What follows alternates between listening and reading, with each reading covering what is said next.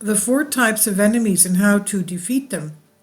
Buddhism has rule for slaying your enemies, but the real purpose, the real surprise is finding out who your enemies actually are. This is by Johnny Thompson. Buddhist psychologists Robert Thurman and Sharon Salzberg have identified quote-unquote 4 enemies that are obstacles to a happy, fulfilled life. One is visible, the other 3 concern our feelings and our tendency to self-obsess. The answer to all of this is found in love. Love is a hugely powerful tool, but it's more complicated than we might suppose it is. Now, when was the last time you had a good sulk? It probably wasn't the cross-armed, scowling, caricature kind of sulk, but probably the subtler, more common kind. It's a sulk of bitterness and bottled fury. It's a desire to harm someone who's harmed you, to want revenge, vengeance for some slight, to imagine them begging forgiveness as you deal out their comeuppance. We all do it. If someone denies you something you wanted, or insults you in some way, or even beats you at some task or game, fairly or not, then we sulk. And blanketed in our seething, plodding anger, we think we can make things better again.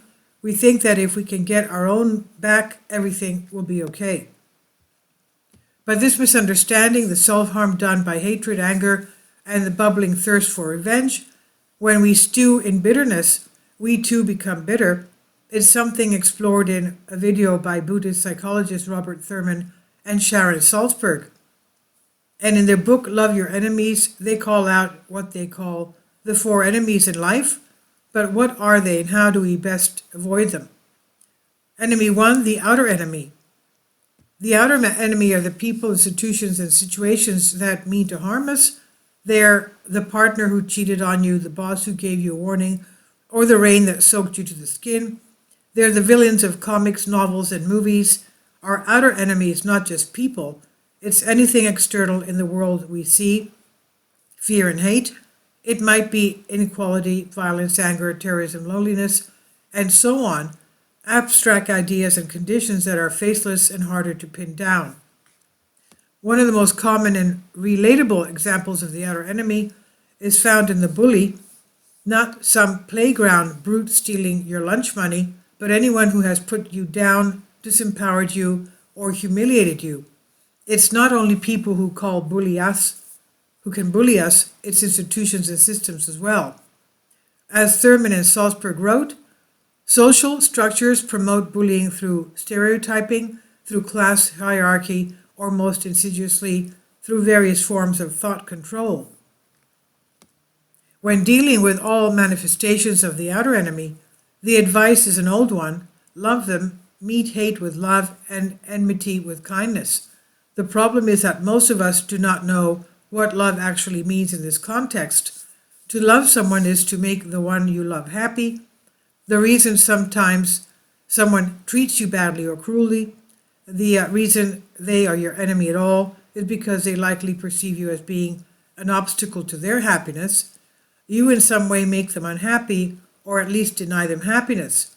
When we love someone, we work with them to make them happy, and so we remove the cause of enmity. Number 2, the inner enemy. The inner enemy are those emotions that poison our soul: anger, hatred, and fear. When we are offended, beaten down, or wronged in some way, we're left damaged, and into this hole, we often stuff those emotions that we think make us feel better. All the tears and pain are worth it, because we're going to call down some cold, righteous, and brutal vengeance upon our enemies. But these feelings, like so many drugs, are a quick fix that will do far greater harm in the long run. Quoting the Buddha, Thurman and Salzberg write, "Anger, like a forest fire, burns up its own support." A similar sentiment is resentment is like taking poison and waiting for the other person to die. If anger, hatred, and fear come to dominate our lives, they will separate us from everything in life that gives us joy.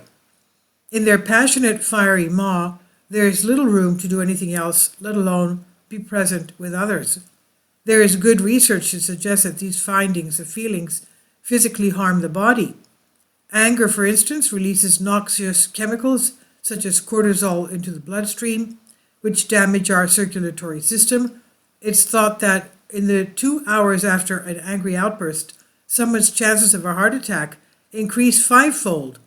Their risk of a stroke increases threefold. The better alternative to these three poisonous feelings is three forms of patience. First, tolerant patience is recognizing the capacity that we all have to just grin and bear it. It's not about passivity or masochism, but appreciating how resilient you are. Second, insightful patience is acknowledging just how subjective and fleeting our judgments are. The world is not out to get us, and sometimes we're the ones who make an issue bigger than it ought to be. Finally, forgiving patience is to forgive anyone who harms us, no matter in what way. Not only does this allow us to go out of anger and bitterness, but it allows us to take ownership and control of the situation. Number 3, the secret enemy. The secret enemy is our inner voice that defies how we orient ourselves to the world. As Thurman and Salzberg write, we listen raptly to this insistent, incessant ego voice and feel we cannot deny it because we think it's our only voice. The secret enemy is so pernicious because we rarely accept just how changeable and contingent that internal monologue really is. New situations, the way in which we approach others, and even the way in which we judge ourselves are defined by that voice. Most often it's a voice of self-preoccupation, a narcissistic chamber in which the entire world is seen as something to serve or hinder us. But being self-absorbed in this way is not only short-sighted, after all, no one really cares about you as much as you do, it's also getting in the way of your happiness. What a variety of studies show is that those who are self-centered likely experience a subjective fluctuating happiness, that is, a short and transient kind of happiness, but those who are more selfless are more likely to feel authentic, durable happiness, which means a deep contentment and plenitude or inner peace. In short, that secret enemy, the one that sees everything through the lens of you, is making you less happy. Number 4, the super secret enemy. Finally, the super secret enemy is a darker aspect to that inner voice above. It's the one of the self-disgust and self-loathing. This is the voice that settles for mediocrity and which sees life as a sad collection of misfortunes with a few laughs if you're lucky. It's a voice that says that there's no such thing as true happiness, and if there is, it's certainly not something I can get.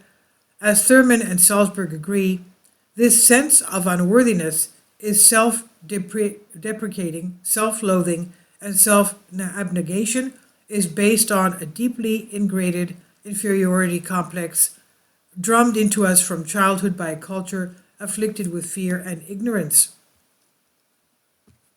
The source of this self-loathing is in some ways a secret enemy. The more preoccupied we are with ourselves, the more we obsess over private happiness. The more we do things simply to make the self happy, the greater this self-disgust becomes. To do well and to be compassionate, kind, generous, and loving is what makes people happy. When we see ourselves doing worthwhile things, we see ourselves as worthwhile too. There's good research to end this. According to one study in the Journal of Social Psychology, those who do good deeds are noticeably more satisfied in life. Another from the University of British Columbia concludes that spending money on others, pro-social spending, leads to greater happiness than spending money on oneself. As our Lord Jesus Christ said, it's better to give than to receive. So in short, the super secret enemy of self-loathing is toxic. Helping others prevents self-loathing and makes us happier. All you need is love. Thurman and Salzberg, Love Your Enemies is a deeply insightful book, exploring ideas. The key takeaway concerns how far we look after others, and it's about love. Love is the single panacea for all 4 enemies. Love is what wants what is best for others, and so diffuses the outer enemy. Love is what forgives and accepts and serves as the antithesis of the inner enemy, anger, hatred, and fear. Love is what defeats self-preoccupation, the secret enemy with empathy and compassion. It sees others not in terms of what they can do for you, but from their point of view. And lastly, love is what helps and supports others, which undoes the self-loathing of the super secret enemy. It turns out that the ancient wisdom found in most religions and belief systems is there for a reason. Love really is the single most powerful weapon in our arsenal. Nothing is made worse by love, and there are a great many things that need more of it. And this is on Collective Spark by Johnny Thompson, guest writer. Please leave your comments. Thank you for your support. Kindly support my Patreon account. The daily posts are 5 videos daily, and they are totally different from what I have on my YouTube channel. Thank you so much for your support and that you find all my content so interesting. You'll find the Patreon account details in the description box.